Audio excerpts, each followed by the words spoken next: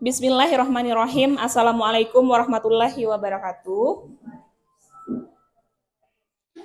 Bapak Ibu guru hebat semuanya, hari ini saya akan berbagi praktik baik dari 7 jurus BK Hebat yang sudah saya implementasikan 2 jurus di SMP Negeri 31 Takengon. Pertama kali yang saya hormati Ibu Kepala SMP Negeri 31 Takengon, Ibu Rosiana. Kemudian yang saya hormati Bapak Wakil SMP Negeri 31 Takengon, Bapak Fahmi, dan juga Ibu Wakil Kepala Bagian Kesiswaan yang saya hormati Ibu Ayu Ipakuini, dan yang saya hormati seluruh Dewan Guru beserta staf tata usaha SMP Negeri 31 Takengon. Bapak Ibu guru hebat semuanya, pada pagi hari ini sebelum kita memulai kegiatan, saya meminta Bapak Ibu semuanya berdiri dulu semuanya. Bisa ya Bu ya? Bisa ya? Kita berdiri dulu semuanya untuk menggerakkan seluruh badan supaya lebih rileks Bapak Ibu. Di sini ada jingle lagu dari 7 jurus BK Hebat. Jadi kita nyanyi dulu bersama-sama. Lihat gerakan saya ya Bapak Ibu semuanya. Boleh pakai gerakan, lihat gerakan saya.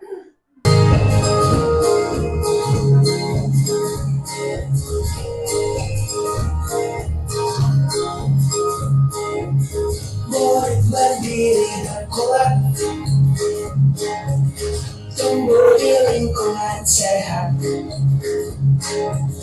bersama guru yang hebat, penuh cinta dan bersahabat, mendidik dengan tulus, gunakan 7 jurus.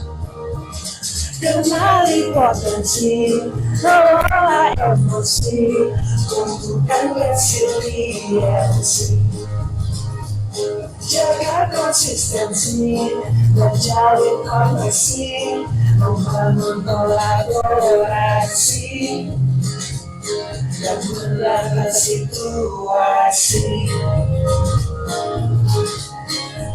Bapak Ibu semuanya, 7 jurus BK Hebat ini ada yang pertama, jurus 1 yaitu kenali potensi, kedua kita kelola emosi, kemudian ketiga tumbuhkan resiliensi, keempat jaga konsistensi, kelima jalin koneksi, keenam bangun kolaborasi, dan ketujuh menata situasi. Sesuai nggak Bapak Ibu dengan lagunya tadi? Sesuai ya.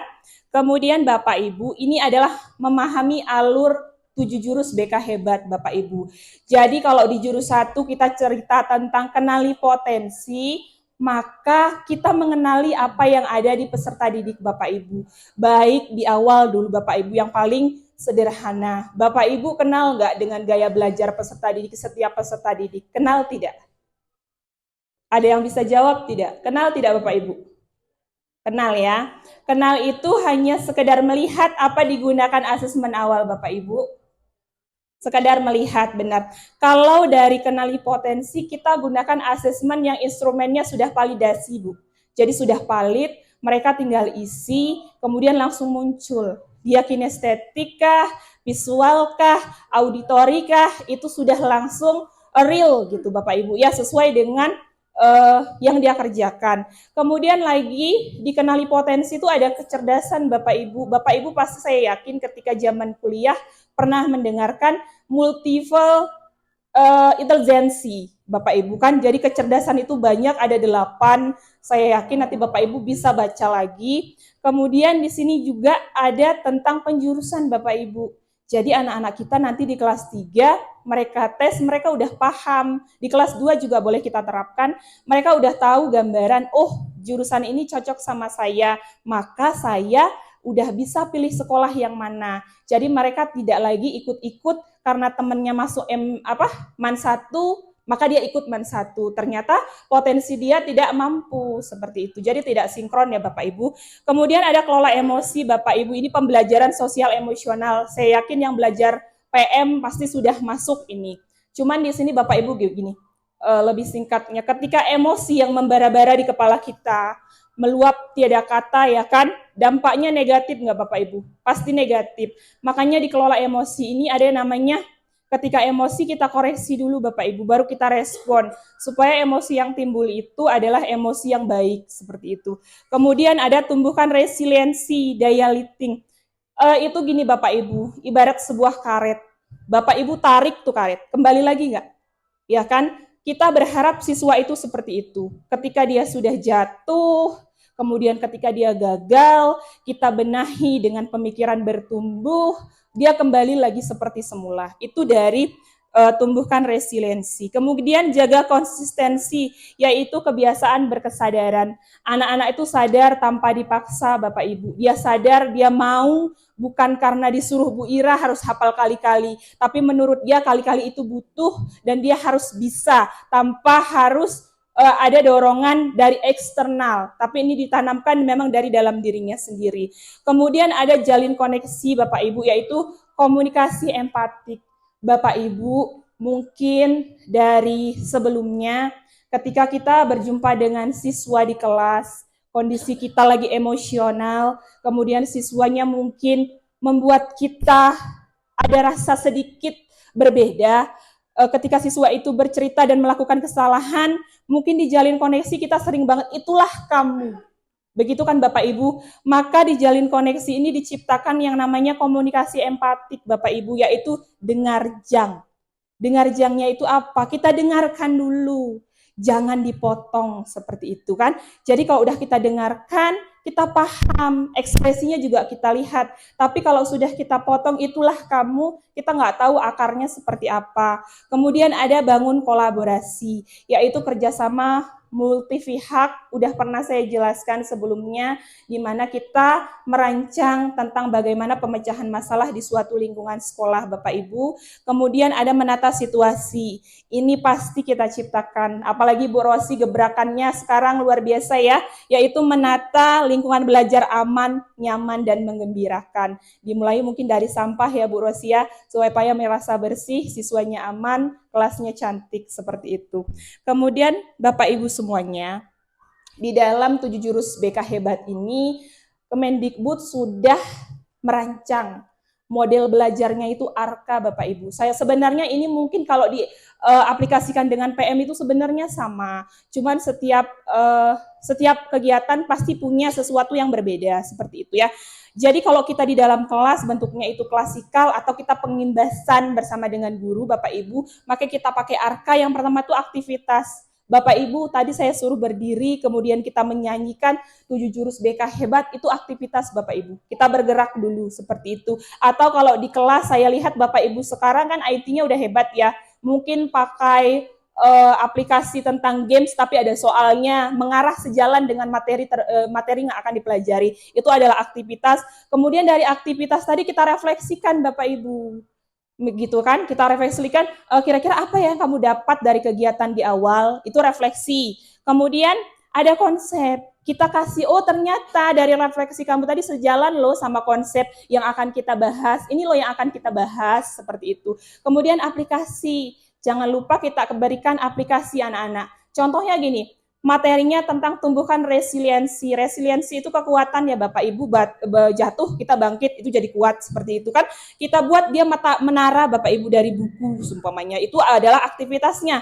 Kemudian kita uji, kita goyang-goyang. Kayak gitu, oh rupanya ambruk, dibangun lagi, refleksinya bagaimana perasaanmu ketika menara kamu rusak. Apa yang kamu lakukan ketika rusak, seperti itu adalah refleksinya. Konsepnya baru kita jelaskan, ya resiliensi itu adalah ketika kita jatuh, nak, kita harus bangkit lagi dengan cara apa? Terserah kalian caranya seperti apa, supaya bisa bangkit lagi. Kemudian aplikasi.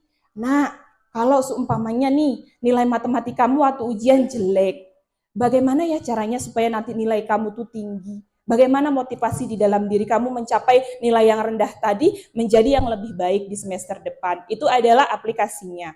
Kemudian Bapak Ibu semuanya, yang saya implementasikan 2 jurus BK di SMP Negeri 31 Takengon adalah tumbuhkan resiliensi dan juga bangun kolaborasi.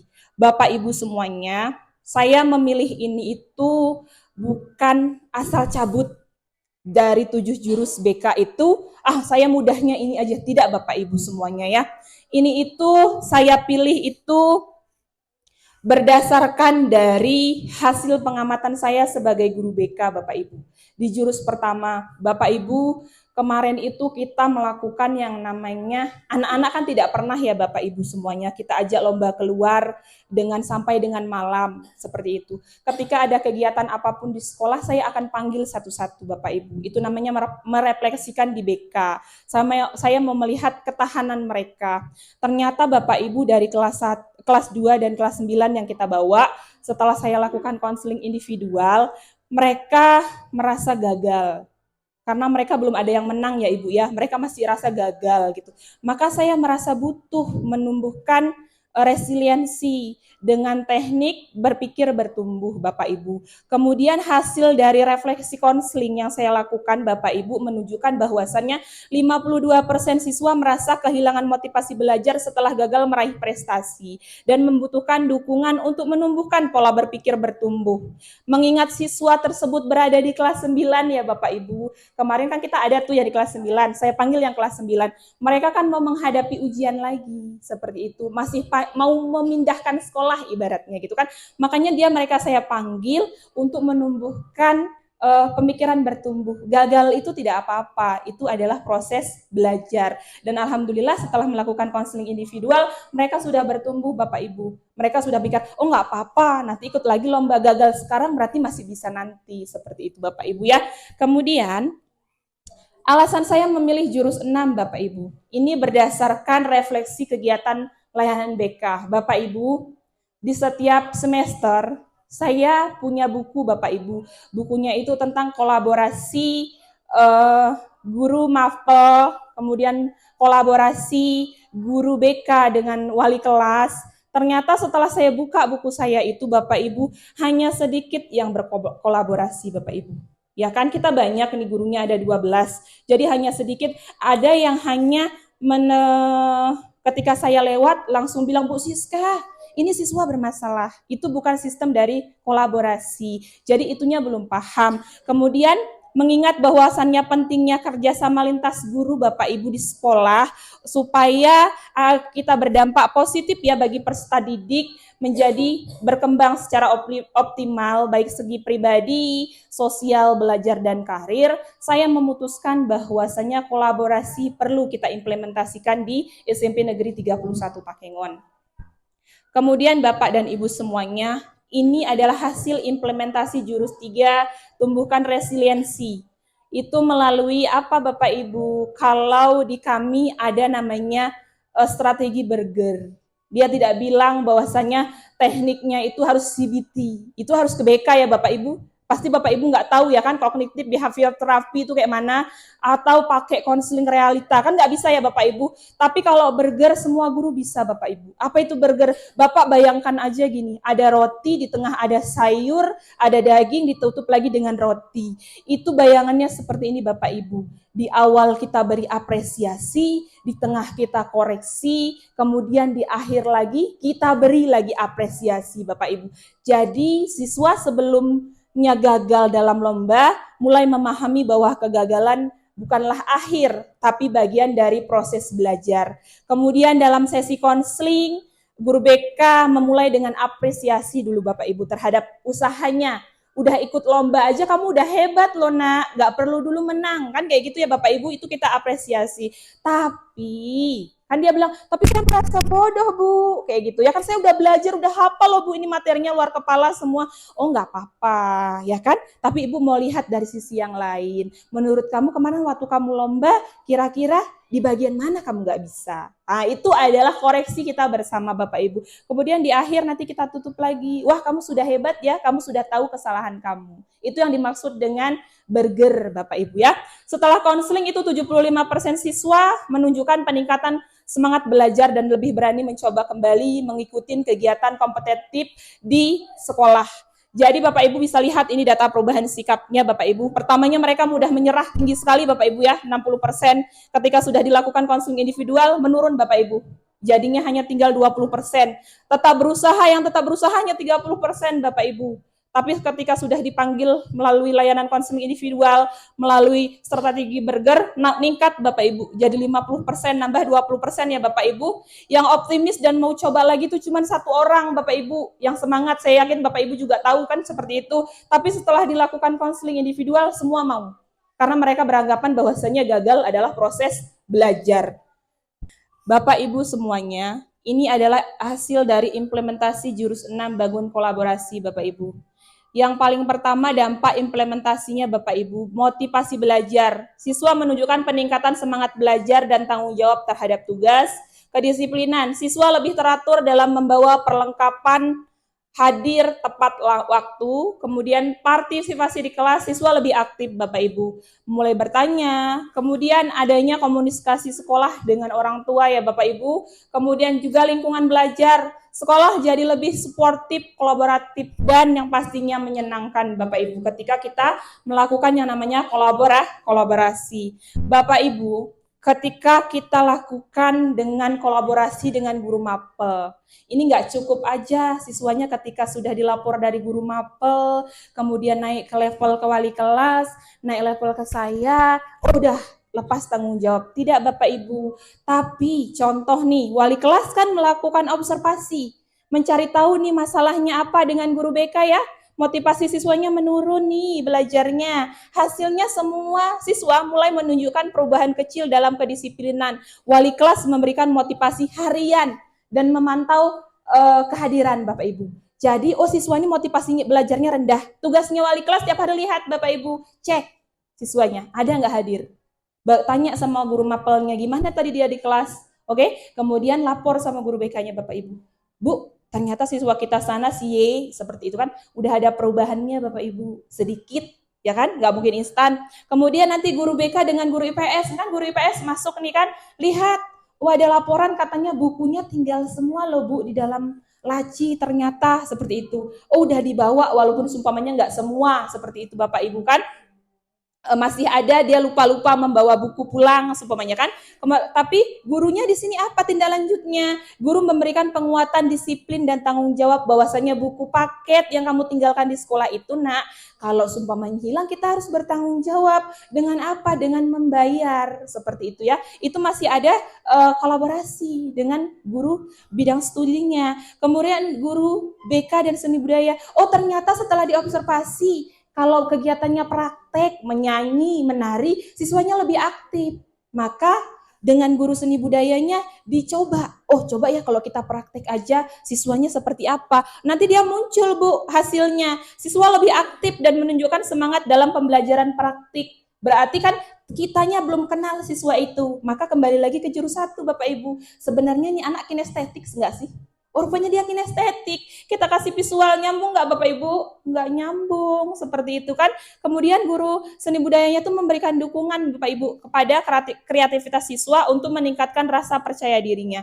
Dan kemudian ada juga nih kolaborasi dengan guru agama. Guru agamanya itu menanamkan nilai tanggung jawab dan ketekunan melalui pendekatan spiritual Bapak Ibu melalui kegiatan keagamaan ya kan Bapak Ibu, siswanya jadi sopan dan rajin beribadah, mulai fokus dia belajar karena dia tahu tanggung jawab, kalau meninggalkan tanggung jawab itu dosa, umpamanya seperti itu ada kolaborasi dengan guru agamanya Bapak Ibu. Kemudian apa tindak lanjutnya? Guru mengkaitkan nilai-nilai agama dengan semangat belajar Bapak Ibu. Contohnya gini, dari zaman dahulu, umpamanya Bapak Ibu Kasmidar mohon maaf ya, Rasulullah kita juga mengajarkan kita harus tetap belajar, seumpamanya seperti itu. Itu kita kaitkan Bapak Ibu. Ini adalah kegiatan akhir Bapak Ibu. Bapak Ibu di tahap ini boleh memberikan tanggapan dari kegiatan kita, boleh memberikan penguatan juga boleh juga bertanya, boleh juga. Saya persilahkan kepada Bapak Ibu semuanya. Boleh bertanya, boleh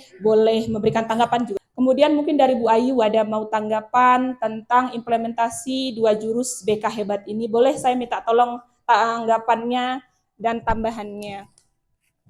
Mungkin ini tanggapan dan semua. Jadi tadi Ibu memilih tumbuhkan resiliensi, kemudian bangun kolaborasi. Jadi saya mau menanggapi di bangun kolaborasi. Mudah-mudahan dari sini ke depan kita saling berkolaborasi apapun kasus anak kita. Kemudian apapun kasus di sini, ya cukup di sini. Nah, jadi nggak perlu kita cerita ke sekolah lain, karena semua sekolah itu punya kasus. Apalagi misalnya di MGMP ya Bu, kalau kita curhat nggak usah curhat tentang anak kita. Jadi mau curhat tentang pelajaran is okay, saya materi ini bisa nggak ya, itu nggak apa-apa. Tapi kalau curhat untuk mencari solusi tentang anak kita tidak perlu ke sekolah lain.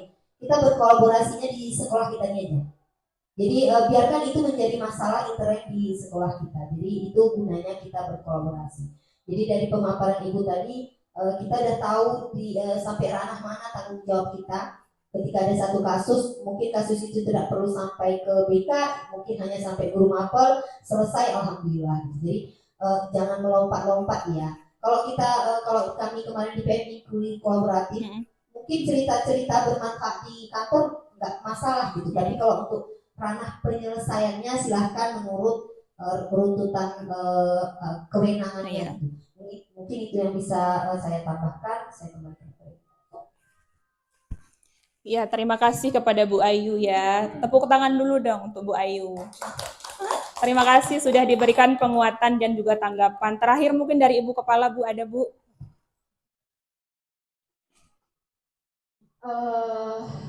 Yang pertama sekali ingin saya sampaikan, luar biasa sekali untuk Ibu Siska ya dalam berbagi praktik baiknya implementasi 7 jurus BK hebat. Luar biasa, semoga kedepannya semakin lebih baik lagi. Semoga kedepannya lebih sukses lagi ya, dengan semangat PBB, pola pikir berkembang. Nah seperti itu. Nah tadi yang Ibu Siska pilih 2 ya, iya, Bu. untuk SMP 31 Takengon yang disampaikan oleh Ibu Ayu tadi ya, tumbuhnya resiliensi dan berkolaborasi. Nah mudah-mudahan yang Ibu Siska pilih tadi tumbuhnya resiliensi sesuai dengan geografis di sekolah kita. Nah harapan saya ke depannya apapun sama ya tadi seperti yang disampaikan Bu Ayu. Kemudian untuk tumbuhnya resiliensi untuk menumbuhkan jiwa yang sudah hampir layu. Ada nggak Bapak Ibu jiwa layu? Ada. Nah yang semangatnya sudah hampir loyo. Nah itu masuk kepada resiliensi. Nah itu bukan hanya untuk siswa, tapi untuk kita semua Bapak Ibu ya. Pokoknya dari sini ke depan kita tetap resiliensi kita tetap kalau bisa di atas 100 ya Bapak Ibu ya. Tetap punya semangat, jangan sampai kendor semangatnya, itu masuk ke resiliensi. Kemudian tetap bangun kolaborasi kita, tetap menjadi pendidik yang profesional. Artinya kan situ ya, dari penjabaran awal sampai akhir tadi. Waalaikumsalam warahmatullahi wabarakatuh. Terima kasih Bapak Ibu. Di akhir kegiatan saya ucapkan beribu terima kasih sudah meluangkan waktu mendengarkan saya berbagi praktik baik dari 7 jurus BK hebat yang sudah saya implementasikan di SMP Negeri 31 Takengon. Saya mengucapkan mohon maaf lahir dan batin ketika ada salah-salah kata. Saya mohon maaf kepada Allah Subhanahu wa taala dan saya mohon maaf kepada Bapak Ibu semua. Akhir kata saya akhiri, wabillahi taufiq walhidayah. Assalamualaikum warahmatullahi wabarakatuh.